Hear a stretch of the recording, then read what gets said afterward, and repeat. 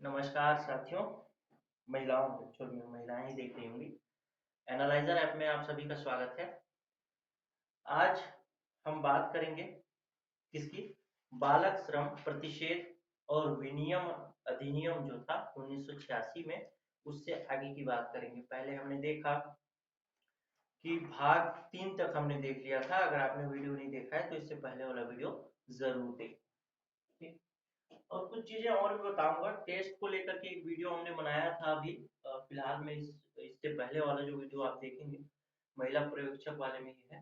तो टेस्ट को लेकर के जो वीडियो है उसमें देखिए सीधी भर्ती वालों के लिए टेस्ट का प्राइस जो है अभी 450 रुपये है। और जो परिसीमित है उनके लिए जो है ये 500 रुपये है। लेकिन इसका एक्चुअल प्राइस जो है वो 599 रुपये इसका है और इसका है 649 रुपये। तो अभी तक जिन्होंने ज्वाइन नहीं किया है वो इस प्राइस पे ज्वाइन कर सकते हैं। इस प्राइस का जो वो है मतलब एक्सपायर कब होगा, ये ऑफर कब तक रहेगा, तो 26/12 तक, या फिर 20 स्टूडेंट हो जाए तब। तो 20 स्टूडेंट अगर पहले हो जाएंगे तो ये फिर पहले भी खत्म हो जाएगा। तो जल्दी से आप रजिस्टर कर लीजिए, क्योंकि बिना टेस्ट के निकाल पाना बड़ी मुश्किल काम है। मतलब एक नामुमकिन सा बात हो। बहुत किस्मत आपकी अच्छी रही तो एक चांस ले सकते हैं, नहीं तो बिना टेस्ट के तो पॉसिबल ही नहीं। तो आप कम प्राइस में लेके ज्वाइन करें, ज्यादा प्राइस देने की जरूरत नहीं है। टेस्ट को ज्वाइन करके रखिए, 4 बार 5 बार टेस्ट दीजिए, आखिरी में दीजिए। आप ऐसा जरूरी नहीं है कि आप टेस्ट को ज्वाइन कर दिए तो तुरंत देना है, ऐसी कोई बात नहीं है। टेस्ट को ज्वाइन करने के लिए एक नंबर हमारा नंबर आपके पास होगा, हर वीडियो में बता देता हूँ। 9617413676। इस नंबर पे आप व्हाट्सअप कर लीजिएगा और पेमेंट कर लीजिएगा। ठीक, अब बहुत कम सीटें बची होंगी। दोपहर में ही वीडियो डाला था तो मेरे ख्याल से 4-5 लोग तो 6 लोग हो ही गए होंगे, या फिर ज्यादा भी हो गए होंगे। लेकिन आप लोग एक बार बात कर लीजिएगा मैसेज करके, तो हो सकता है कि आपको कम पैसे में मिल जाए, ज्यादा सही रहेगा, क्योंकि बिना टेस्ट के निकालना तो पॉसिबल नहीं। आइए शुरुआत करते हैं बालक श्रम प्रतिषेध और विनियमन का, जिसमें हमने पिछली वीडियो में मैंने बताया था ना कि भाग के बारे में बताया था, और भाग 4 जो प्रकीर्ण बताया था उसमें किसी यूजर ने नीचे कमेंट भी किया था कि भाग 4 में 9 धाराएं हैं, न कि 8 धाराएं। मैंने पिछले वाले वीडियो में 8 धारा बता दिया था, जबकि एक्चुअल में इसमें कितनी धारा है? 9 धारा है। ठीक है, तो ये सही है। कौन कौन सी 9 धाराएं हैं? 14, 15, 16, 17, 18, 19, 20, 21 और 22। ठीक, तो इस तरीके से आज हम देखेंगे भाग जो धारा 14 है वहां से बात करना शुरू करेंगे कि क्या क्या इसमें भाग 4 का धारा जो 14 है वो आस्तियों के बारे में बताता है, सॉरी शास्त्रियों के बारे में। शास्त्रियां अब आपको समझ में नहीं आएगा तो उसको मैं समझाऊंगा, क्योंकि मेरा काम क्या है? समझाना। शास्त्रियों का मतलब होता है सजा, सामान्य भाषा में। तो आपसे कभी कभी एग्जाम में अगर शास्त्रियां शब्द दे दिया, अगर मान लीजिए इस अधिनियम की भाषा में लिख दिया शास्त्रियां, तो आपको परेशान नहीं होता है। उसके लिए सजा होता है। सजा सामान्य भाषा में आप बोलते हैं, जब हम उस अधिनियम की भाषा में बात करते हैं तो शास्त्रीय बात करते हैं। ठीक, आइए देखते हैं धारा 14 के बारे में। फटाफट करेंगे, ज्यादा लंबा वीडियो नहीं करेंगे। धारा 14 क्या कहता है? ये भाग 4 का है, याद रखिएगा। भाग 4 जिसमें प्रकीर्ण बताया था उसमें 9 धाराएं हैं। मैंने पिछले वीडियो में 8 धाराएं बताई थी। तो भाग 4 का जो 14 नंबर धारा है उसमें सजा के बारे में बताया गया है। और सजा 2-3 तरीके की सजाओं की बात की गई है। पहला तो सजा है कि अगर धारा 3 के अंतर्गत रहते हुए, यानी धारा 3 में हमने क्या पढ़ा था? धारा 3 में 2 सूचियां दी गई हैं, एक सूची क है और एक सूची ख है। आखिरी में इन सूचियों में जो मुख्य मुख्य बिंदु है, मुख्य मुख्य क्षेत्र है जिसमें बच्चों से काम नहीं कराया जा सकता, उसको मैं डील कर दूंगा, बता दूंगा। लेकिन अभी बस इतना ही समझिए कि धारा 3 में मुख्य मुख्य जो काम, मतलब जिनमें बच्चों से काम नहीं कराया जा सकता, उनके बारे में सूची दी गई है। और बताया गया है कि इस जो क और ख में जो काम दिए गए हैं उसमें बच्चों को नहीं लगाया जा सकता। अगर आप लगाते हैं तो आप सजा के हकदार होंगे। तो यही धारा 3 में जो क और ख के अंतर्गत जो काम है, वो काम कोई व्यक्ति बच्चे से कराए तब उसके लिए क्या सजा है? समझ गए होंगे आप। धारा 3 में बताया गया है कि 2 सूचियां हैं, जिन सूचियों के बारे में मैं अंतिम में बात करूंगा। सूचियों में क्या है, क सूची में क्या है, कुछ काम बताए गए हैं जो काम बच्चों से नहीं कराए जा सकते। ख सूची में भी वैसे ही कुछ काम बताए गए हैं जो बच्चों से नहीं कराए जा सकते। अगर आप ये काम कराते हैं तो गैर कानूनी होता है, गैर कानूनी होगा ये। और जब गैर कानूनी होगा तो उसके लिए सजा भी होगी। तो उसी सजा के बारे में धारा 14 में बताया गया है। धारा 14 का जो उपधारा 1 है, उपधारा 1 है, उसमें इस विषय से संबंधित सजा के बारे में बताया गया है। यानी आपसे यदि सवाल पूछे कि बालक श्रम प्रतिषेध अधिनियम 1986 के अंतर्गत यदि धारा 3 के अंतर्गत वर्णित सूची क और ख में जो काम बताए गए हैं, उस काम को कोई व्यक्ति या कोई नियोजक बच्चे से कराता है तो उसके लिए सजा का प्रावधान किस धारा में दिया गया है? तो होगा आपका धारा 14 की उपधारा 1। ध्यान रखिएगा, धारा 14 में कई तरीके की सजाएं बताई गई हैं, उसमें से उपधारा 1 में इस धारा का उल्लंघन यानी धारा 3 के अंतर्गत सूची क और ख से संबंधित कोई काम कराएगा तो उसके लिए इस सूची उपधारा 1 में बताया गया। उपधारा 2 में अलग काम के लिए बताया गया है, उपधारा 3 में अलग चीजों के लिए बताया गया है। धारा 14 की उपधारा 1 में धारा 3 के अंतर्गत वर्जित कामों को यदि कोई नियोजक या व्यक्ति अपने बालकों से, बच्चों से कराता है, बालक से मतलब क्या है, जिनकी उम्र 14 वर्ष से कम हो। अलग अलग जगह पे बालक का अलग अलग मीनिंग होता है, जैसे हमने पढ़ा था किसमें, बाल विवाह अधिनियम में कि 18 वर्ष लड़की की और 21 वर्ष लड़के का। और एक चीज और बता देता हूँ, बाल विवाह अधिनियम से मुझे एक बात याद आ गई। कई लोग मैसेज कर रहे हैं नीचे कमेंट में कि सर लड़कियों की विवाह का उम्र जो है न्यूनतम 21 वर्ष कर दिया गया क्या? यानी 21 वर्ष से पहले वो विवाह करते हैं तो बाल विवाह में माने जाएंगे क्या? ऐसा कई प्रश्न मैंने देखा और एक दो मैसेज तो व्हाट्सएप में भी आए। तो ध्यान रखिएगा, ये चर्चा में है, अभी ये बिल है, विधेयक नहीं बना है, सॉरी विधेयक है, एक्ट नहीं बना है, कानून नहीं बना है। अभी ये चर्चा में, अभी संसद में रखा जाएगा, बहस होगा, पास होगा, फिर लागू होगा, तो लंबा प्रक्रिया है। अभी आपको मान के चलना है कि जो बाल विवाह अधिनियम है उसमें लड़कियों की उम्र 18 वर्ष न्यूनतम होनी चाहिए और लड़कों की उम्र 21 वर्ष होनी चाहिए। ठीक, समझ गए होंगे आप। इस चीज को क्लियर कर दिया भाई, कई लोग मैसेज कर रहे हैं तो क्लियर करना भी जरूरी है। तो धारा 14 की उपधारा 1 में बताया गया है किस विषय में, धारा 3 से संबंधित कोई अपराध करता है तब, और उसको क्या क्या सजा मिल सकती है उस पर बात कर लेते हैं। पहली सजा तो उसको मिल सकती है 3 माह से लेकर के 1 वर्ष का कारावास उसको दिया जा सकता है। जज दे सकते हैं 3 माह से लेकर के 1 वर्ष का कारावास। दूसरी सजा उसको मिल सकती है 10,000 से लेकर के 20,000 तक का जुर्माना। तो ये दो सजाएं इसमें बताई गई। अब ये कारावास जो है वो कारावास क्या कठोर कारावास होगा, सादा कारावास यानी साधारण कारावास, तो इस विषय में कोई भी बात स्पष्ट रूप से इसमें नहीं की गई है। तो आपसे यही सवाल बस पूछ सकता है कि धारा 3 के अंतर्गत किए गए अपराधों में कारावास की अवधि कितनी हो सकती है? तो न्यूनतम 3 माह से लेकर के अधिकतम 1 वर्ष तक हो सकती है। चलिए, ये चीज तो बात हो गई। अब इसका धारा 14 का उपधारा 2 की बात करते हैं। उपधारा 2 की बात ये करते हैं कि कोई व्यक्ति है जो कि थोड़ा एक सामान्य भाषा में लीचड़ किस्म का है, ठीक, लीचड़ किस्म का कोई व्यक्ति है और उसको एक बार पकड़ लिया गया कि वो बाल श्रम करवा रहा है। अब पकड़ लिया गया, बात कोर्ट में चली गई और कोर्ट में जाने के बाद उसको सजा भी मिल गई। सजा कितनी मिली उसको? 3 माह से लेके 1 वर्ष का कारावास मिल गया या फिर 10,000 से लेके 20,000 तक जुर्माना मिल गया। कोई भी मतलब या फिर दोनों मिल गया। अब वो आदमी एक बार तो वहां से छूट करके आ गया, अब वही काम वो दोबारा करता है, यानी फिर से बाल श्रम कराता है, फिर से वो पकड़ा जाता है निरीक्षक के द्वारा या सरकार के द्वारा। अब उसको क्या सजा मिलेगी?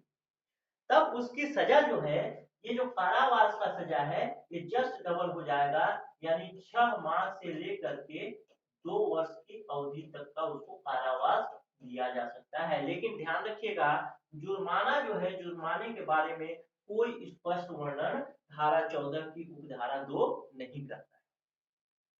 समझ गए होंगे? चलिए, अब ये दो मुख्य चीजें हैं। आपसे मेरे ख्याल से आपसे जो प्रश्न पूछेगा वो यहां से नहीं पूछेगा, आपसे जो प्रश्न पूछेगा ये वाला पूछेगा। धारा 14 की उपधारा 2 के अंतर्गत यदि कोई व्यक्ति या फिर कोई व्यक्ति बाल श्रम कराता है, ऐसा वो दोबारा पकड़ा जाए तो उसको कितनी सजा मिल सकती है? तो 6 माह से 2 वर्ष की सजा मिल सकती है, क्योंकि पहले वो पकड़ा गया था, दोबारा वही अपराध वो किया।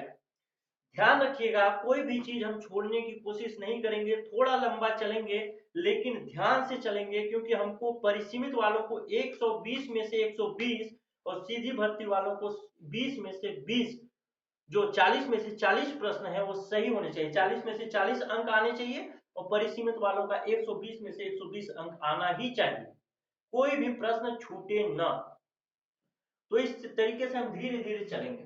आइए अब देखते हैं नया इसका उपधारा 2 हो गया। अब उपधारा 3 क्या कहता है? मैं उम्मीद करता हूं आप लोग समझ रहे होंगे, लेकिन लिखते जाइएगा तो ज्यादा आसान रहेगा। धारा 14 का उपधारा 3 क्या कहता है? धारा 14 का उपधारा 3 बहुत सारी चीजें कहता है, और उन चीजों को आप ध्यान रखिएगा। पहले आप पन्ने को पलट के देखिए, जहां पे आप लिख रहे थे उसमें एक धारा 9 के बारे में बात की थी, और धारा 9 बताता है कि निरीक्षक को सूचना देना है यदि मतलब ये जो बालक श्रम प्रतिषेध अधिनियम लागू हुआ उसके बाद 1 महीने के भीतर आपको निरीक्षक को 30 दिन के भीतर आपको निरीक्षक को सूचना देना है कि भाई हमारे पास इस तरीके का काम होता है और ये बाल श्रमिक है, ये बाल श्रमिक है। क्योंकि भाग 3 के अंतर्गत कौन कौन सी चीजें हैं? बालकों के काम की परिस्थितियों का विनियमन के बारे में। तो जो बालक है यानी 14 वर्ष से कम उम्र के बच्चे हैं, उनको किस क्षेत्र में लगाया जा सकता है ना भाई, किसी न किसी क्षेत्र में उनसे काम कराया जा सकता है।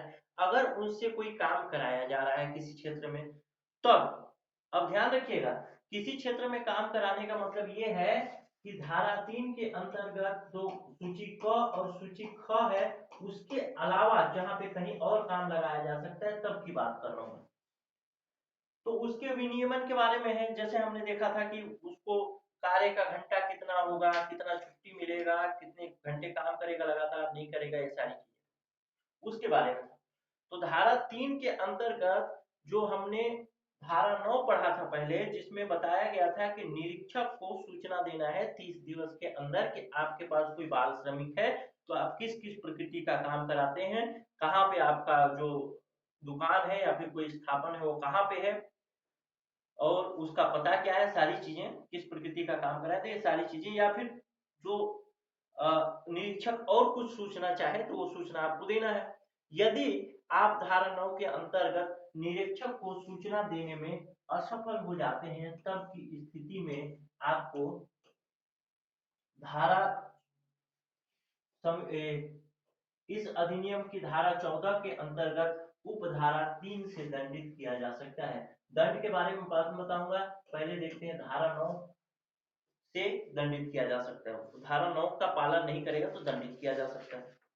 अब देखते हैं दूसरी बात, धारा 11 में मैंने क्या बताया था, ध्यान रखिएगा, ध्यान से एकदम देखते जाएंगे तो समझ में आएगा। धारा 11 में बात हुई थी कि उसको रजिस्टर रखना होगा, किसको, जो काम करा रहा है उसको रजिस्टर रखना होगा, और वो रजिस्टर नहीं रखता है तब की स्थिति में उसको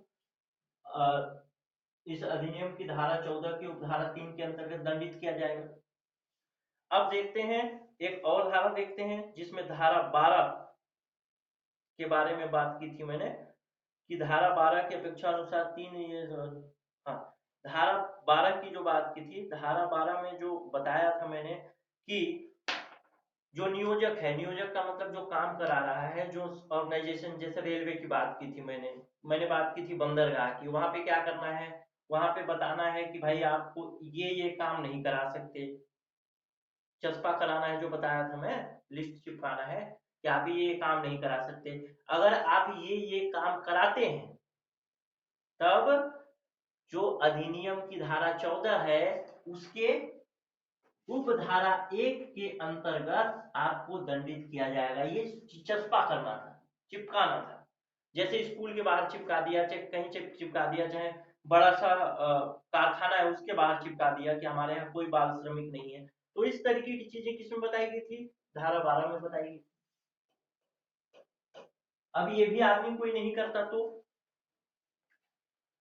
और इसके अलावा कोई और उपबंध, कोई और क्लॉज होगा इस अधिनियम में जिसका कि व्यक्ति पालन नहीं करता, तो इन तीनों के लिए, मतलब चारों के लिए, तो भाई कोई और अनुबंध, सॉरी, और उपबंध है उसका तो हमको जानकारी ही नहीं है।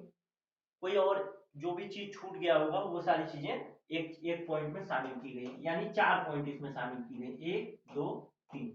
इसमें क्या है, इसमें है कि अगर वो सूचना नहीं दिया रजिस्टर, उसको, निरीक्षक को, इसमें क्या है कि अगर वो रजिस्टर नहीं रखा, या फिर रजिस्टर में हौच पोच कर दिया, कुछ अच्छा एंट्री नहीं किया, ठीक ठाक नहीं किया, जो चीजें जरूरी थी वो नहीं किया, तब। और इसमें क्या है कि यदि उसको चस्पा करना था, जैसे रेलवे को बाहर में चस्पा करना है तो चस्पा नहीं किया, या फिर बड़ा फैक्ट्री है उसके बाहर उसको चिपकाना है तो चिपकाया नहीं, तब इन तीनों के लिए, चारों के लिए, और उसके बाद कोई और चीज जो छूट जा रहा होगा इसमें, इन चारों के लिए एक तरीके की सजा का प्रावधान है। वो किसके अंतर्गत मिलता है, धारा 14 की उपधारा 3 के अंतर्गत। और ये सजा क्या है उस पर बात करते हैं। इसकी सजा ये है कि 1 मास का कारावास मिल सकता है, 1 माह का कारावास, और 10,000 रुपए जुर्माना। ध्यान रखेंगे, जो 1 माह का कारावास है वो सादा कारावास होगा, इसमें लिखा गया है। जबकि इन दो चीजों में मैंने बताया कि 3 माह से 6 वर्ष तक का, यदि धारा 3 का उल्लंघन करता है, धारा 3 का उल्लंघन करने का मतलब सूची क और सूची ख से संबंधित किसी काम को कराता है, तो उसको 3 माह से 6 वर्ष का सजा मिल सकता है। वही काम करते हैं, उसी तरीके का क ख में सूची क ख में वर्णित काम को कराते हुए दोबारा पकड़ा जाता है तो 6 माह से 1 वर्ष का सजा मिल सकता है। लेकिन यहाँ पे कहीं पे भी स्पष्ट नहीं लिखा गया है कि ये कारावास सादा होगा या कारावास कठोर कारावास होगा। लेकिन 14 की उपधारा 3 के अंतर्गत यदि वो इन धाराओं का पालन नहीं करता, धारा 9, धारा 11 और धारा 12 का पालन नहीं करता, तब उसको 1 माह का सादा कारावास मिलेगा। ये चीज स्पष्ट तौर पे लिख दिया गया, ठीक है। तो इस तरीके से हमने धारा 14 के बारे में पढ़ लिया कंप्लीट। इसमें 3 उपधाराएं हैं। पहला उपधारा आपको बताता है कि क ख से संबंधित काम नहीं कराना है, धारा 3 में जो वर्णित है उसमें क और ख में जो लिस्ट दिए हैं उससे संबंधित काम आपको नहीं कराना है। यदि आप काम कराते हैं तो ये सजा है, दोबारा पकड़े जाते हैं तो ये सजा है। इसमें जुर्माना को बढ़ाया नहीं गया है लेकिन सजा को बढ़ाया गया है। अगर आप इसकी धारा 3 देखें तो धारा 3 में आपको 1 माह का सादा कारावास का सजा है और 10,000 रुपए तक जुर्माना है, यदि आप निरीक्षक को सूचना न दें, यदि आप रजिस्टर अच्छा न रखें, यदि आप जो सूचना बनाया जाना है उसको चस्पा न करें, तब। तो इस तरीके से धारा 14 खत्म हो गया। अब धारा 15।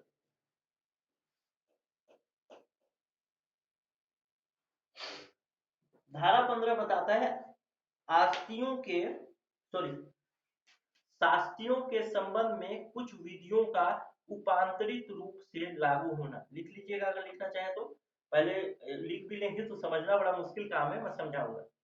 शास्त्रियों के संबंध में कुछ विधियों का उपांतरित रूप से लागू होना, समझ गए? ठीक, अब समझते हैं कि ये क्या कहता है। यदि कोई व्यक्ति उपधारा 3, यदि जहां कोई व्यक्ति उपधारा 2 के अधीन उल्लेखित उपबंधों में से किसी उल्लंघन का दोषी पाया जाता है, दोषी ठहराया जाता है, तो वह अधिनियम की धारा 14 की 1 और 2 से उबंधित रूप से न कि अधिनियमों के अधीन अंतरिक्ष आस्तियों का दायी होगा। यानी बताता हूँ।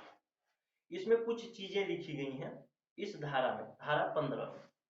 धारा 15 में कुल मिला के 2 उपधाराएं हैं, इसको समझिएगा, समझिएगा तो समझ जाएंगे। पहली उपधारा है 1 यानी 15(1), दूसरी उपधारा है 15(2), ठीक है। 15(2) जो उपधारा है उसमें कुछ लिस्ट दिए गए हैं, उस लिस्ट को मैं नोट डाउन करा देता हूँ, उसको लिख लीजिए। उस लिस्ट के बारे में ही धारा 1 में बताया गया, 15 की उपधारा 1 में बताया गया। वो लिस्ट क्या है? पहला तो है कारखाना अधिनियम, जो कि 1948 में आया था, लिख लीजिए। दूसरा है खान अधिनियम, इसके बारे में हम पढ़े भी हैं, सबसे पहली क्लास में मैं बताया भी था, खान अधिनियम आया था 1952 में। तीसरा है ग वाणिज्य पोत अधिनियम 1958 में, ये भी पढ़ चुके हैं, मैं बताया था इसका उद्देश्य क्या था, इसमें कितने उम्र तक के बच्चे को नहीं कराया जा सकता। फिर चौथा जो है मोटर परिवहन कर्मकार अधिनियम 1961, ये सारी चीजें हम पढ़ चुके हैं। ये 4 तरीके के अधिनियम की बात की गई है। कारखाना अधिनियम किसके अंतर्गत? 15 की उपधारा 2 के अंतर्गत। कारखाना अधिनियम जो 1948 में आया, खान अधिनियम 1952 में आया, वाणिज्य पोत परिवहन अधिनियम 1958 में आया, और मोटर परिवहन कर्मकार अधिनियम 1961 में आया। अब ये जो अधिनियम आए हैं, 4 अधिनियम, इस पर ध्यान रखिए, ठीक है। ये 4 अधिनियम जो आए हैं उस पर ध्यान रखिए। यदि कोई व्यक्ति अधिनियम की धारा 14 की उपधारा 1 तथा उपधारा उबंधित में है तो अधिनियमों का अधीन उपबंध अधिनियम का दायी होगा, ठीक है। यदि कोई व्यक्ति जो है,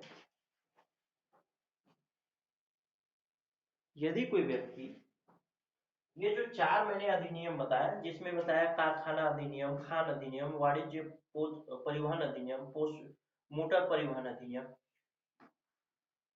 इसमें भी कुछ चीजें होंगी, यानी आप किसी में देखेंगे कि 13 वर्ष से कम के उम्र के बच्चे से नहीं कराया जा सकता, 12 वर्ष से कम के उम्र के बच्चे को नहीं कराया जा सकता, इस तरीके की कुछ चीजें होंगी। या इसके तहत उसको जो भी सजा निर्धारित होगा, किसके अंतर्गत? 15 की धारा 2, 15 की धारा 2 के बारे में जो बताया, कारखाना अधिनियम, खान अधिनियम, वाणिज्य पोत अधिनियम और मोटर परिवहन अधिनियम, इसके अंतर्गत जो सजा उसको मिलेगा, धारा 15 कहता है कि इसके अंतर्गत यदि उसके पास सजा का प्रावधान है, और जो धारा 14 पढ़े उस धारा का जो उपधारा 1 था और 2 था, उसके अंतर्गत भी उस अपराध के लिए सजा का प्रावधान है, तब की स्थिति में उनको ये जो 4 अधिनियम है उनके अंतर्गत सजा मिलेगा, या जो धारा 14 में बालक श्रम प्रतिषेध अधिनियम 1986 में जो सजा दिया गया है, धारा 14 में हमने देखा था, धारा उपधारा 1 और उपधारा 2, उसके तहत सजा मिलेगा। तो ये 15 जो है, धारा 15 बताता है कि अगर इन अधिनियम का दोषी वो पाया जाता है, इन अधिनियम के उल्लंघन का दोषी पाया जाता है, और बालक श्रम प्रतिषेध अधिनियम के भी उल्लंघन का दोषी पाया जाता है, तब की स्थिति में उसको जो सजा मिलेगी वो बालक श्रम प्रतिषेध अधिनियम के अंतर्गत मिलेगी, यानी इन अधिनियमों के अंतर्गत उसको सजा नहीं मिल करके बालक श्रम प्रतिषेध अधिनियम के द्वारा उसको सजा दिया जाएगा, यही धारा 1 कहता है। और कौन कौन से अधिनियम है वो धारा 2 में बताया गया। कौन कौन से अधिनियम है जिसके अंतर्गत सजा न मिल करके धारा 15(1) के अंतर्गत, मतलब बालक श्रम प्रतिषेध अधिनियम के अंतर्गत सजा मिलेगी, वो इसमें धारा 4 धाराएं बताया, 4 अधिनियम बताया मैं, उन 4 अधिनियम के अंतर्गत सजा न मिल करके बालक श्रम प्रतिषेध अधिनियम के अंतर्गत सजा मिलेगी, ये धारा 15 कहता है। समझ गए होंगे? आइए अब आगे समझते हैं नया धारा 16। धारा 16 क्या बताता है? धारा 16 बताता है कि अपराधों से संबंधित प्रक्रिया, यानी यदि ऐसा कोई अपराध होता है तो क्या प्रक्रिया है, मैं पढ़ के बता देता हूँ, बहुत आसान है, इसको कुछ समझाने की जरूरत नहीं है। कोई व्यक्ति, पुलिस अधिकारी या निरीक्षक इस अधिनियम के अधीन किसी अपराध किए जाने वाले परिवार सक्षम अत्याचार वाले निर्णय ले सकते हैं। यानी इसमें 3 लोगों को नाम दिया गया है, पहला 3 चीजें दी गई हैं इसमें भी 2-3 उपधाराएं हैं, तो पहला उपधारा जो महत्वपूर्ण है उसको बताऊंगा। इसमें बताया गया है कि कोई भी व्यक्ति हो या निरीक्षक हो, निरीक्षक की बात पहले भी हो चुकी है, पुलिस हो, पुलिस ऐसा लिखता है, पुलिस हो, इस कोई व्यक्ति, तो ये तीन लोग जो है, तीन कैटेगरी के जो लोग हैं वो इस धारा के अंतर्गत न्यायालय जा सकते हैं। ये बताता है कौन, धारा 16। यानी कोई बाल श्रम करा रहा है तो आप भी यदि न्यायालय में अपील करते हैं तो आपकी भी सुनवाई होगी। यदि उस क्षेत्र का निरीक्षक है, निरीक्षक के बारे में भी आगे बात की गई है, वो भी अपील कर देता है तो भी सुनवाई होगी, और पुलिस अपील कर देती है तो भी सुनवाई होगी। इसी का उपधारा 2 जो है वो क्या बताता है, इसी का उपधारा 2 बताता है कि आयु के संबंध में यदि कोई विवाद हो जाता है, आयु मतलब उम्र के संबंध, यानी जो काम कराने वाला है वो तो यही बोलेगा कि इसकी उम्र 14 वर्ष से अधिक है तो बाल श्रमिक नहीं है, जबकि निरीक्षक बोल रहे हैं कि नहीं 14 वर्ष से कम है तो बाल श्रमिक है। यही विवाद होगा ना उम्र का। तो यदि ऐसा उम्र का कोई विवाद होता है तब की स्थिति में जो चिकित्सक होगा उसके द्वारा बनाया गया प्रमाण पत्र मान्य होगा। तो यहाँ पे चिकित्सक की भूमिका बताइए, यानी चिकित्सक का प्रमाण पत्र ही मान्य होगा, चिकित्सक माने डॉक्टर। अब देखते हैं इसका उपधारा 3 क्या कहता है। एक एक धारा बता दे रहा हूँ यार, कहीं से प्रश्न नहीं पूछेगा आपसे, क्योंकि इससे बाहर क्या प्रश्न पूछेगा बताइए। बालक श्रम प्रतिषेध अधिनियम जो है इतना पूरा निकाल दिया, इससे बाहर क्या प्रश्न पूछेगा, एक एक धारा पे तो बात हो जा रही है। और हमारा टारगेट जो है वो टारगेट तो फिक्स ही होना चाहिए कि 40 में से 40 नंबर, 120 में से 120, एकदम साफ सी बात है। और 200 में से 200 सिलेक्शन एनालाइजर के यूट्यूब चैनल से, बस। उसके लिए लेकिन आपको रिवीजन करना पड़ेगा, टेस्ट देना पड़ेगा। टेस्ट को ना हल्के में मत लो, पछताओगे, मैं बता रहा हूं। टेस्ट को एकदम हल्के में मत लो, बिल्कुल पछताओगे आखिर।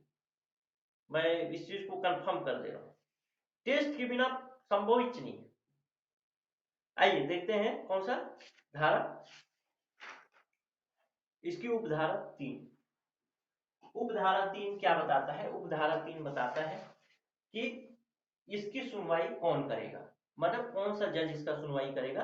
तो पहला तो है महानगर मजिस्ट्रेट होगा जो, या फिर दूसरा प्रथम श्रेणी का मजिस्ट्रेट।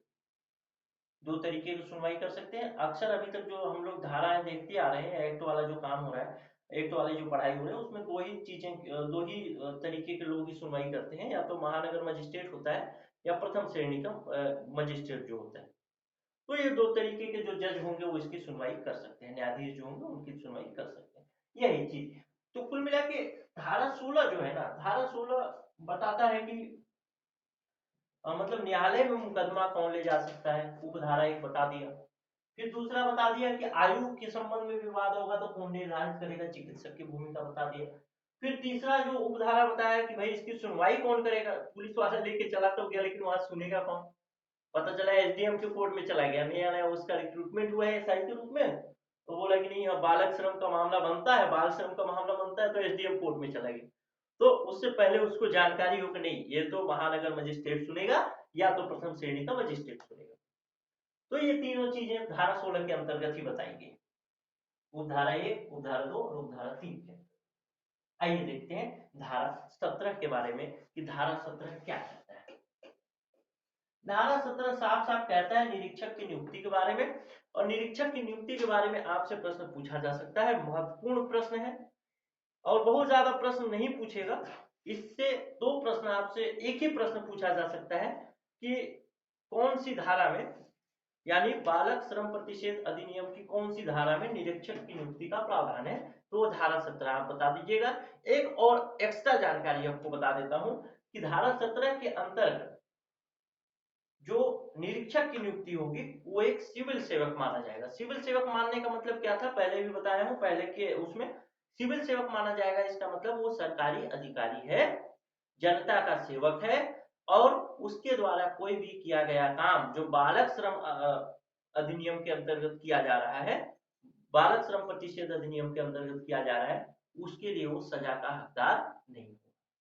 ये सिविल सेवक होने का मतलब। तो धारा 17 दो ही चीजें बताता है, एक तो निरीक्षक की नियुक्ति की जाएगी, कौन करेगा? राज्य सरकार करेगी, समुचित सरकार कर सकती है।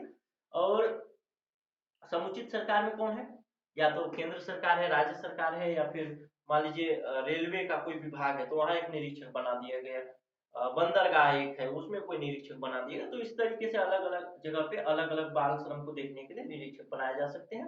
निरीक्षक का काम क्या होगा? निरीक्षक का काम यही होगा कि वो बालक श्रम प्रतिषेध अधिनियम के बारे में लोगों को जानकारी दी कि भाई तुम बालक श्रम प्रतिषेध अधिनियम के बारे में नहीं जानते क्या? तुम 14 वर्ष से कम उम्र से बच्चे से काम करा रहे हो।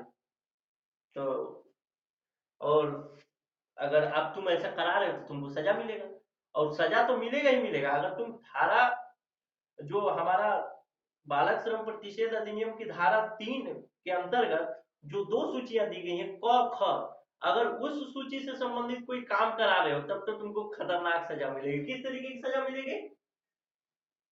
ये यहाँ पे कहाँ पे बताया है? यहाँ पे कि तुमको अगर तुम पहली बार पकड़े जाओगे दोस्त तो समझ लेना कि 3 माह से 1 वर्ष के लिए तो तुम गए, मतलब मिनिमम 3 महीने के लिए तो गए। अब 10 से 20 हजार तुम्हारे खर्च भी हो सकते हैं, सजा जुर्माना भरना पड़ेगा। अगर बच्चे तुम दूसरी बार पकड़ा गए तब क्या होगा तुम्हारा? तब तुम 6 माह से 2 वर्ष के लिए जा सकते हो, जस्ट डबल। ये सब चीजें वो बताएगा। और ये भी बताएगा चलो ठीक है, तुम धारा क जो धारा 3 के अंतर्गत जो सूची क है और सूची ख है उसके अंतर्गत कोई काम नहीं करा रहे हो, उसके अंतर्गत जो काम दिए गए हैं उसमें तुम कोई काम नहीं करा रहे हो, लेकिन तुम भी फिर भी बाल श्रम अगर करा रहे हो तो तुम अगर धारा जो 9 में बताया गया है, क्या बताया गया है कि निरीक्षक को सूचना देना है, यानी मेरे को ही सूचना दे रहे हैं तेरे को, मेरे को तुम सूचना नहीं दिए हो, तुम रजिस्टर नहीं रखे हो, या फिर कुछ और जो धारा 12 में बताया गया उसका तुम पालन नहीं कर रहे हो, तो भी तुम बेटे जेल जा सकते हो, 1 माह का सादा कारावास हो सकता है, 10,000 का जुर्माना हो सकता है। ये सब चीजें वो बताएगा। कहीं बालक बाल श्रम हो रहा है उसको रोकने की कोशिश किया नहीं हुआ तो पुलिस का प्रयोग, पुलिस से सहयोग लेगा। यही सब तो काम है निरीक्षक का। तो इसकी नियुक्ति कौन करेगा? समुचित सरकार करेगी, यानी केंद्र सरकार करेगी। अलग अलग जगह पे अलग अलग निरीक्षक होंगे। तो यही धारा 17 के अंतर्गत निरीक्षक का काम है, और निरीक्षक समुचित सरकार उसकी नियुक्ति करती है।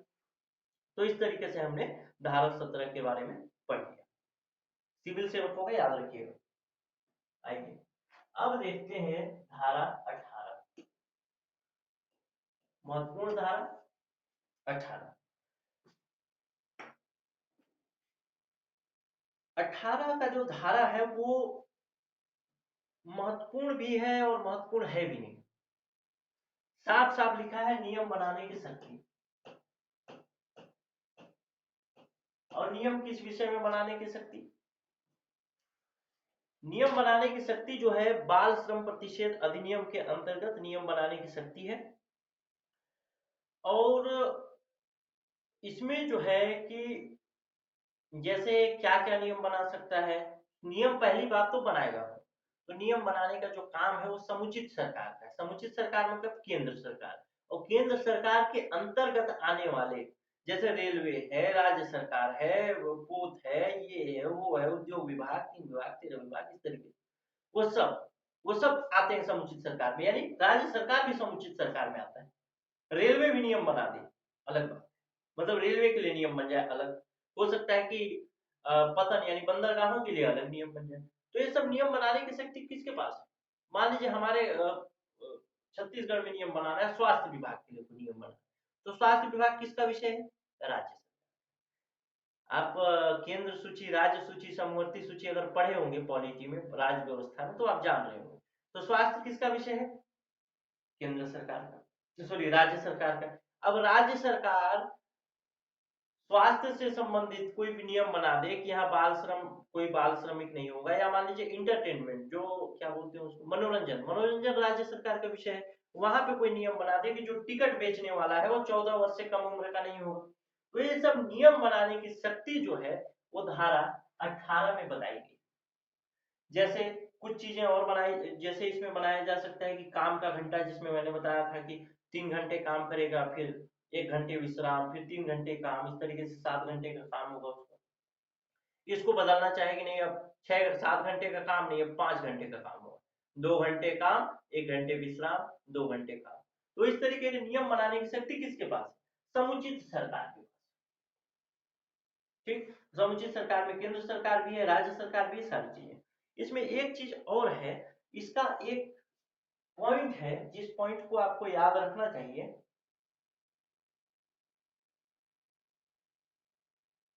अच्छा, एक चीज और चीज ध्यान रखिएगा, नियम एक पॉइंट है जिसको ध्यान रखना चाहिए 18 में, ज्यादा महत्वपूर्ण हो सकता है, प्रभार के विषय में। प्रभार मतलब शुल्क। इसी में बताया गया है, नियम बनाने की शक्ति के अंतर्गत ही बताया गया है शुल्क के विषय में। जैसे हमने एक डॉक्टर की बात की थी, चिकित्सक की बात की थी कि चिकित्सक आयु प्रमाण पत्र दे सकता है, जैसे धारा 16 के अंतर्गत। ठीक, अब मान लीजिए कि 2 तरीके के आयु प्रमाण पत्र हो सकते हैं, 2 तरीके से आयु प्रमाण पत्र लिया जा सकता है कुल मिला के बच्चे का।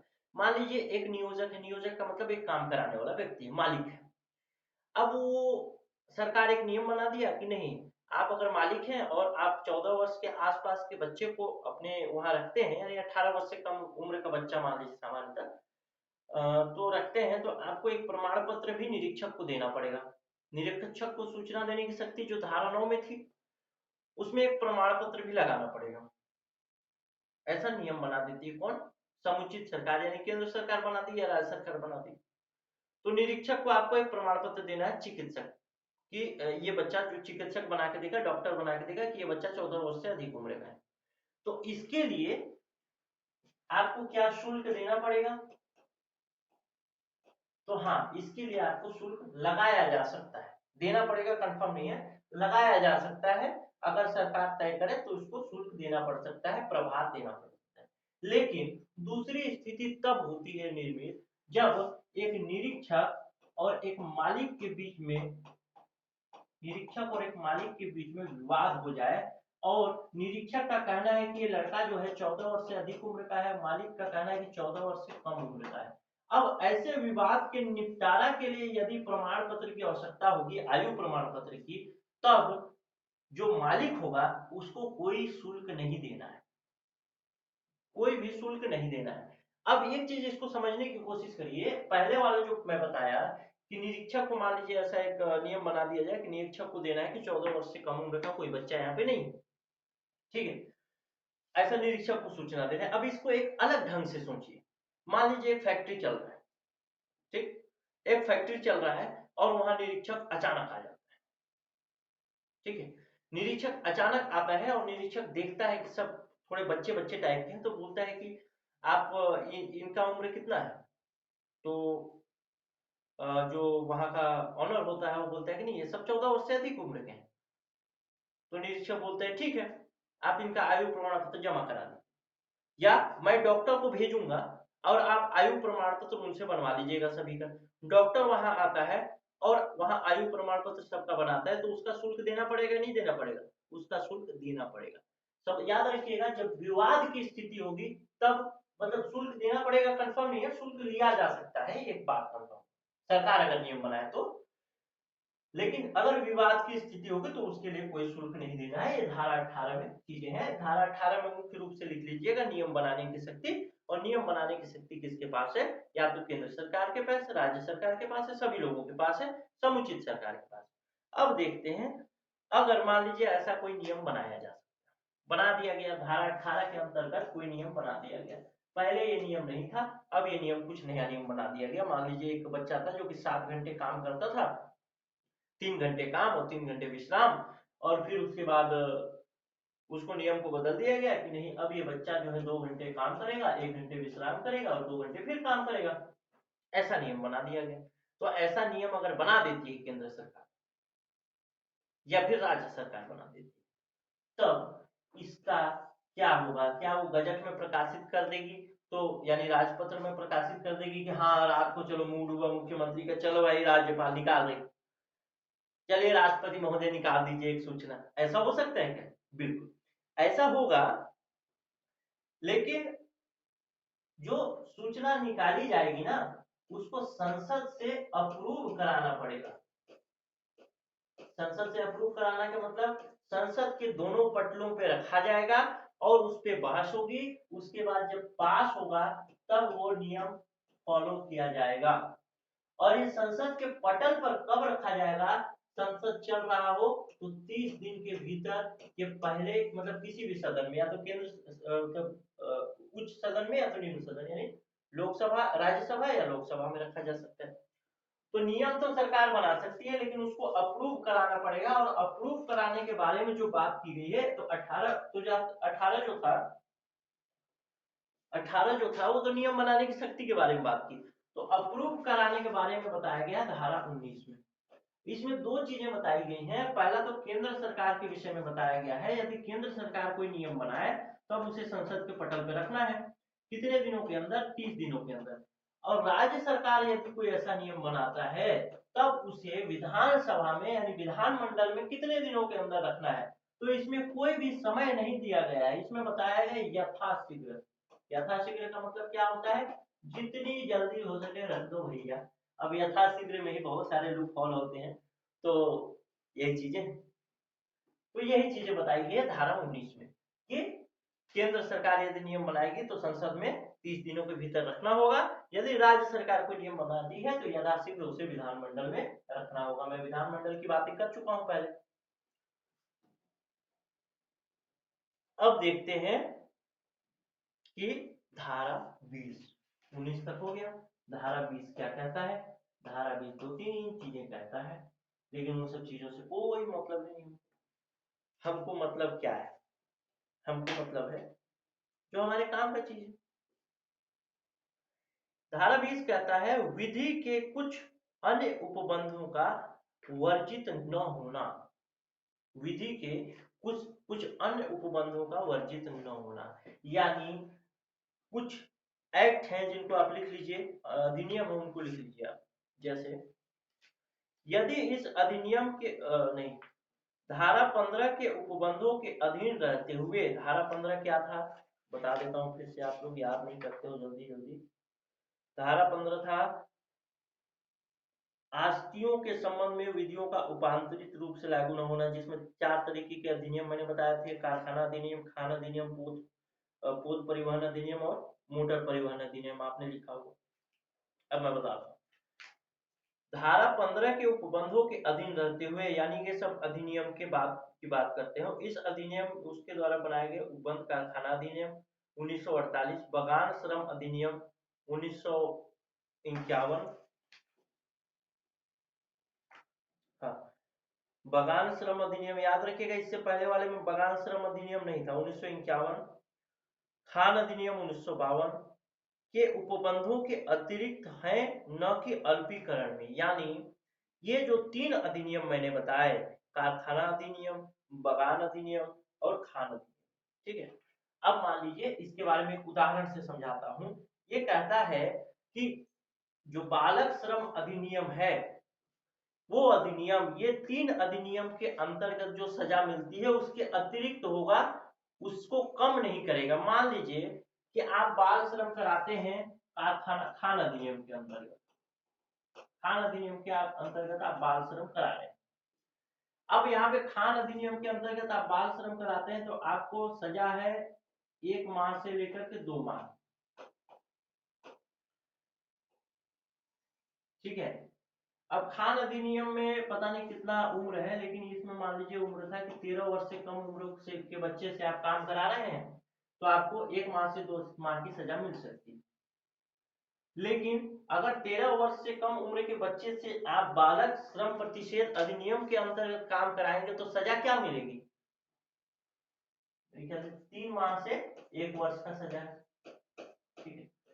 तो ऐसी स्थिति में मान लीजिए इसमें सजा कम है और इसमें सजा ज्यादा है, तो आपको जिसमें सजा ज्यादा है वो वाला सजा मिलेगा, कम वाला सजा नहीं मिलेगा, ठीक। या फिर मान लीजिए इसमें इसमें एक चीज और है, 1 माह से 2 माह तक का जुर्माना वो सजा है, और इसमें 25 से 50,000 रुपए का हर्जाना भी देना है, आपको जुर्माना देना है। तब आप देखते हैं, तब इसके अंतर्गत ये जो सजा है ना, ये सजा आपको नहीं मिलेगी, ये सजा आपको कारावास के लिए मिल जाएगा और ये सजा आपको मिल जाएगा जुर्माने की।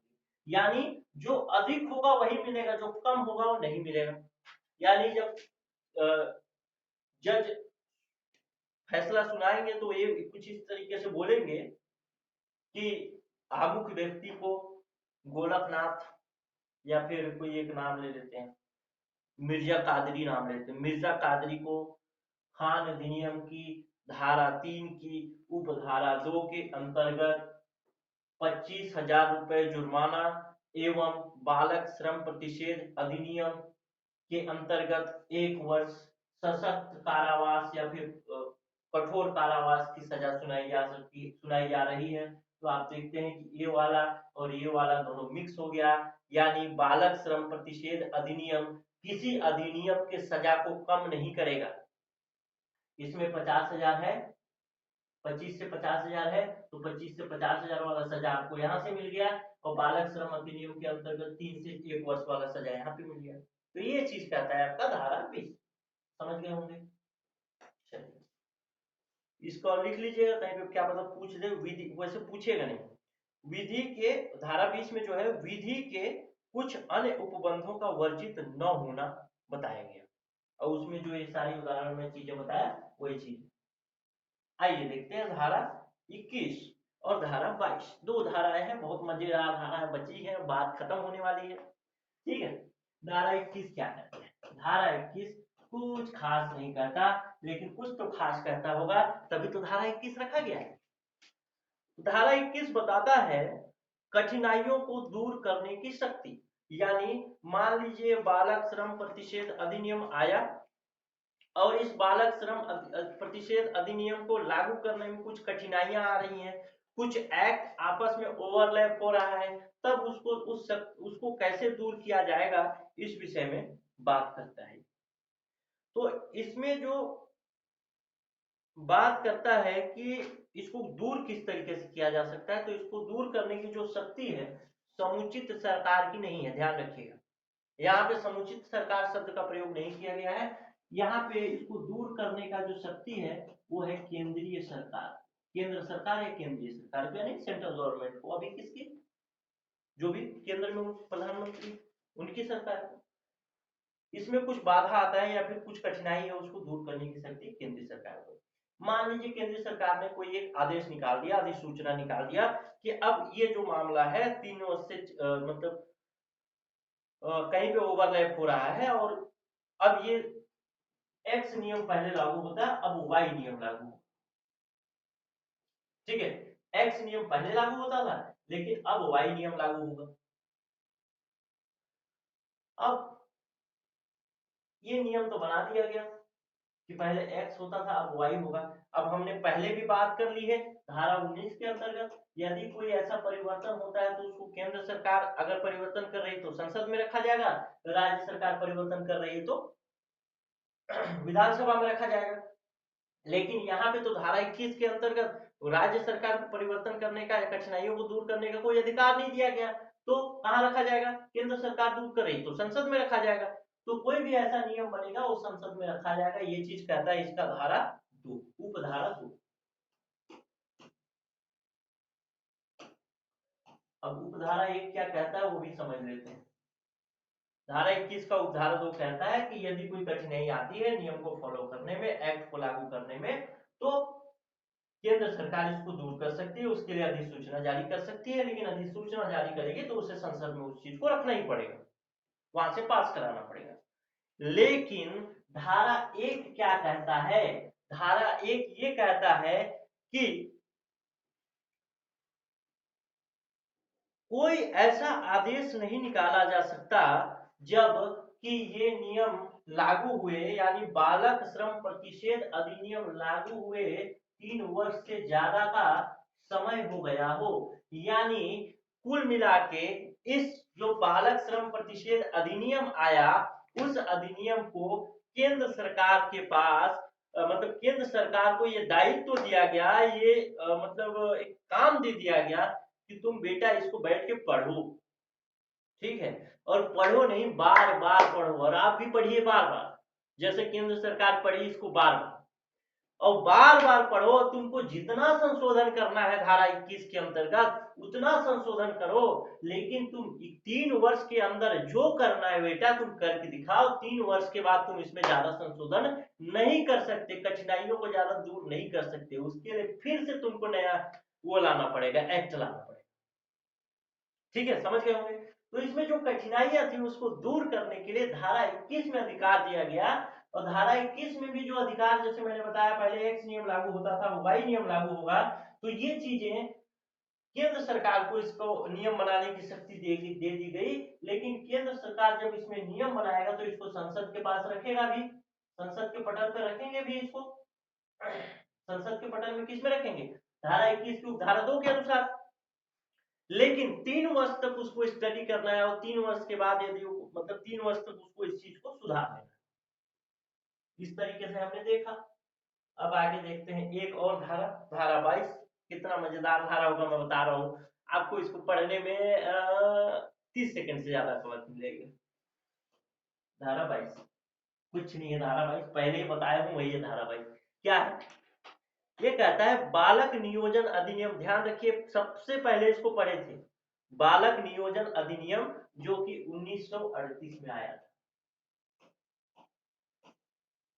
और मैं बताया था कि बालक नियोजन अधिनियम को हटा करके उसी के जगह में बाल श्रम प्रतिषेध एवं विनियमन अधिनियम 1986 लाया गया। तो यही कह रहा है कि धारा 22 बालक नियोजन अधिनियम 1938 लिख लीजिएगा। बालक नियोजन अधिनियम 1938 को पूरी तरीके से खत्म कर रहा है, और उसके जगह पर ये बाल श्रम प्रतिषेध एवं विनियमन अधिनियम 1986 लाया जा रहा है। ये चीजें हैं मोटा मोटी बालक श्रम प्रतिषेध अधिनियम पर। अब कुछ चीजें आप लिख लीजिए, बार बार बीच बीच में मैंने बात की है धारा क और धारा ख के, सॉरी, सूची क और सूची ख के बारे में। तो उसको भी कुछ मोटा मोटी चीजें आप लिख लीजिए, जो महत्वपूर्ण होंगी उसको लिखवाऊंगा। आप सूची क में लिखते जाइएगा और सूची ख में लिखते जाइएगा, ताकि आपसे मान लीजिए कभी पूछ दे कि इसमें से किस क्षेत्र में बाल श्रम नहीं कराया जा सकता, तो आप थोड़ा बहुत तो बताने की स्थिति में हो। या फिर मैं आपको उतना लंबा न लिखवा करके वो मुख्य मुख्य चीजें लिखवा दे रहा हूँ, क्योंकि इसको अगर पूरा लिखेंगे तो लगभग कितना पॉइंट है जान रहे हैं? 14 पॉइंट या 15 पॉइंट ये है, फिर 10, 36, 57 ये 15 और 57 जोड़िए, 15 और 57 कितना हो गया? 62, 72 पॉइंट। तो 72 पॉइंट को तो याद नहीं कर पाएगा, तो इसलिए मुख्य मुख्य चीजें जो बार बार पूछी जाती हैं उसको लिखवा देता हूँ, और दोनों को सम्मिलित करके लिखवा देता हूँ। तो लिख लीजिए, सूची क और सूची ख में शामिल विषय कौन कौन से होंगे। पहला लिखिएगा बीड़ी बनाना, तंबाकू प्रसंस्करण। दूसरा लिखिएगा गलीचे बुनना। तीसरा सीमेंट कारखाने या सीमेंट में थैलों में सीमेंट भरना, यानी बोरी में सीमेंट भरने का काम। चौथा लिखिएगा कपड़ा बुनाई, छपाई, रंगाई। पांचवा माचिस, पटाखे या बारूद बनाना। छठवां लिखिएगा अब्रक या माइका काटना या तोड़ना। सातवां चमड़ा या लाख बनाना। आठवां साबुन बनाना। नौवां है चमड़े की पिटाई, रंगाई या सिलाई। 10वां ऊन बनाना। 11वां है मकान, सड़क, वाहन आदि बनाना। ये 10वां नहीं था, 11वां था। 12वां लिखिए स्लेट पेंसिल बनाना या पैक करना, दोनों तरीके की चीजें। 13वां है गुमेद की वस्तुएं बनाना। लिख लीजिए, कभी पूछ ले, क्या पता, मेरे को पता नहीं गुमेद क्या होता है। 14वां है गाड़ी, मोटर गाड़ी वर्कशॉप या गैरेज में भी काम नहीं कराया जा सकता 14 वर्ष से कम उम्र के बच्चे को। 15 में देखते हैं ईंट भट्ठा या खपरेल। खपरेल मतलब खपड़ा बनाने का एक काम होता है। आप लोग अगर शहरी क्षेत्र से होंगे तो आपको पता नहीं होगा, दरअसल इसका एक प्रक्रिया होता है। मैं थोड़ा सा बताना चाहूंगा कैसे बनता है। अगर आप लोग शहरी क्षेत्र से होंगे तो अब तो खैर पक्के के मकान आने लगे हैं, तो एक शेर मुझे याद आ गया मनोहर राणा साहब का, कि आसानी से मिल जाती है फिर भी नहीं खाते, ये शहर है, बच्चे यहाँ मिट्टी नहीं खाते। आसानी से मिल जाती है फिर भी नहीं खाते, ये शहर है, बच्चे यहाँ मिट्टी नहीं खाते। और आराम से सो जाते हैं अखबार बिछाकर, मजदूर कभी नींद की गोली नहीं खाते। तो गांव का एक परिदृश्य आपको बताता हूँ कि किस तरीके से ईंटा बनाया जाता है या किस तरीके से खपड़ा बनाया जाता है, कई लोग नहीं जानते होंगे। तो दरअसल क्या होता है, एक चिकनी मिट्टी लाया जाता है, उसको फुला दिया जाता है। ग्रामीण क्षेत्र में खासकर गर्मियों के दिनों में कपड़ा बनाने का ही काम चलता है, क्योंकि वो छाया में बनाया जा सकता है। सुबह सुबह गांव घर के लोग ही जाकर के मिट्टी, मतलब मिट्टी अब तो ट्रैक्टर वगैरह में धुलवा लेते हैं, उसको रख देते हैं और सुबह सुबह ही उसको फुला देते हैं, पानी डाल देते हैं, फूल जाता है। फिर दोपहर में उसको खपड़ा बनाया जाता है। खपड़ा बनाने के लिए एक सांचा होता है, जैसा खपड़ा रहता है वैसे ही सांचा रहता है, उसमें सांचा में ऐसे कर लेंगे तो खपड़ा ऐसा दिखेगा। और उसको ऐसे बना बना के ऐसे रखते जाते हैं, रखते जाते हैं, रखते जाते हैं। और रखने के बाद क्या होता है, रखने के बाद कुछ दिन में वो सूख जाता है। सूखने के बाद उसमें उसको ऐसे सजा देते हैं गोल सा, ऐसे गोल सा ऐसे खड़ा खड़ा रख देते हैं। ऐसे खपड़ा रखा है, ऐसे रखा है, कच्चा खपड़ा, अभी वो पका नहीं। फिर इसमें क्या करते हैं, बीच बीच में लकड़ी डालते हैं, आजकल कहीं कहीं कोयले की उपलब्धता है तो उसको डालते हैं, ऊपर से लकड़ी और डालते हैं, उसको पूरी तरीके से ढक देते हैं, जैसे कुम्हार बनाता है वैसे ही ढक देते हैं। फिर उसको मिट्टी से छाप देते हैं। एक जगह थोड़ा सा जगह छोड़ देते हैं कहीं पे आग लगाने के लिए, और एक जगह और थोड़ा सा जगह छोड़ देते हैं धुआं निकले, फिर इसमें आग लगा देते हैं। धीरे धीरे जलता है, 2-3 दिन जलता है खपड़ा, और जलने के बाद फिर वो पक्का खपड़ा बन जाता है जैसा आप देखते हैं। तो उस तरीके के खपरेल बनाने वाले उद्योग में, या फिर ईंटा भी कुछ इसी तरीके से बनता है, उसमें भी बच्चों को नहीं लगाया जा सकता। आइए देखते हैं 16वां नंबर पॉइंट, अगरबत्ती बनाना। 17वां ऑटोमोबाइल मरम्मत, 17वां था ये। 18वां है जूट कपड़ा। 19वां है कांच का सामान बनाना। 20वां है जलाऊ कोयला या कोयला ईंट का निर्माण। पहले भी ये चीज है, ईंट भट्ठा या खपरेल। तो ईंट भट्ठा में दो तरीके के काम हो सकते हैं, या तो ईंट बना रहा है अलग जाके, गढ़ रहा है उसको, या फिर जहाँ पे जलाया जा रहा है वहां पे काम कर रहा है। तो दोनों ही तरह की चीजें वर्जित है। ईंट वाले फैक्ट्री में जाना ही वर्जित है उसका, मान लो। अब एक देखते हैं, एक और है 21 नंबर पॉइंट। ये शायद आप लोग को लगता होगा कि नहीं ये वर्जित नहीं है, लेकिन ये वर्जित है। कृषि प्रक्रिया में ट्रैक्टर या मशीन में उपयोग, यानी कृषि कार्य जहां हो रहा है तो वहां पे आप किसी अन्य काम में उपयोग उसका ले सकते हैं, लेकिन ट्रैक्टर और मशीन का जहाँ पे काम हो रहा है, ट्रैक्टर चलाने के लिए नहीं दे सकते, उसमें खलासी नहीं रख सकते आप 14 वर्ष से कम उम्र के बच्चे को। 22 नंबर का पॉइंट और बता रहा हूँ, ऐसा कोई काम जिसमें लेड, लिख लीजिएगा लेड, LAID वाला, लेड, पारा, मैग्नीज, क्रोमियम, वैक्सीन, टीकाकरण दवाई और एस्बेस्टस जैसी जहरीली धातु या पदार्थों को उपयोग में लाया जाता है। तो इससे बाहर मेरे ख्याल से और कुछ प्रश्न पूछेगा नहीं। इससे और पूछेगा तो आप बना भी नहीं पाएंगे। किससे, इसके सूची से, सूची क और सूची ख को मिलाकर के मैंने बता दिया है। अगर पूरा पूरा रटेंगे तो आप 72 पॉइंट रखना पड़ेगा। अगर किसी को रटने का शौक होगा तो मेरे को बताइएगा, जरूर मैं बताऊंगा, उसको लिंक दूंगा और PDF डाउनलोड करके वो रटता रहे। लेकिन मैं कहूंगा कि थोड़ा होशियारी से चलिए, उतना गहराई में जाकर नहीं पूछेगा। इस बालक श्रम प्रतिषेध अधिनियम में ही पूछने के लिए बहुत सारा है, तो वहां जाकर के उतना नहीं पूछेगा। तो इसी तरीके से अब बात खत्म करते हैं। आप रिवीजन करते रहिए, और रिवीजन के लिए टेस्ट जरूर ज्वाइन करिए। ये चीज मैं बार बार बोल रहा हूँ और कई बार बोलता रहूंगा जब तक आपका सिलेक्शन नहीं हो जाए, और टेस्ट के बिना सिलेक्शन नहीं होगा। और मैंने वो भी बताया है, अभी ऑफर चल रहा है 26 कितना तक, 26/12 तक ना, 26/12 तक। और या तो 20 स्टूडेंट के लिए। तो इसमें अगर आप सीधी वाला ज्वाइन करेंगे तो 450 लगेगा, और परिसीमित वाला ज्वाइन करेंगे तो आपका 500 लगेगा, 500 रुपये लगेगा। और अगर आप बाद में ज्वाइन करते हैं तो यही 599 रुपये हो जाएगा सीधी के लिए, और परिसीमित के लिए आपका हो जाएगा 649। तो अपना समय बचाइए, अपना पैसा बचाइए, पहले ज्वाइन करिए और इस मूल्य से कम बचिए। ठीक है, तो अब चलते हैं। नमस्कार, जय हिंद। बहुत अच्छा लगा आज का क्लास, मेरे को भी पढ़ा के बहुत ऊर्जावान महसूस कर रहा हूँ अपने आप को। नेक्स्ट वीडियो में देखेंगे कोई नई धारा, कोई नया अधिनियम, और पढ़ते रहिए। आखिरी में मैं यही बोलूंगा कि लक्ष्य न ओझल होने पाए, कदम मिलाकर चल, मंजिल तेरे पग चूमेगी आज नहीं तो कल। और वो वाला भी आप पढ़े होंगे अगर, खड़ा हिमालय बता रहा है डरो ना आंधी पानी से, खड़े रहो तुम अविरल होकर सब संकट तूफानी में।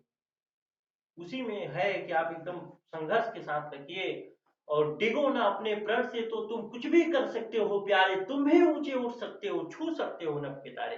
तो कवि ने इतना बेहतर मोटिवेशन दिया है, तो आप लगे रहिए, क्योंकि न हो न निराश करो मन को, कुछ काम करो, कुछ काम करो, जग में रहकर कुछ नाम करो। लगे रहिए, मेहनत करते रहिए, जरूर सेलेक्ट होंगे। और टेस्ट के साथ रिवीजन करिए। जो लोग टेस्ट ज्वाइन करे हैं वो लोग बार बार टेस्ट को देंगे, ये मैं आपसे बार बार रिक्वेस्ट कर रहा हूं। जो भी टेस्ट ज्वाइन करे हैं टेस्ट को बार बार देंगे, 5 बार, 6 बार, 7 बार, 8 बार, 10 बार, जितना समय हो देते रहो। जितना बार दोगे उतना रिवीजन होगा। और नीचे डिस्क्रिप्शन को जरूर पढ़िएगा। चलिए मिलते हैं अगले वीडियो में, तब तक के लिए नमस्कार, जय हिंद।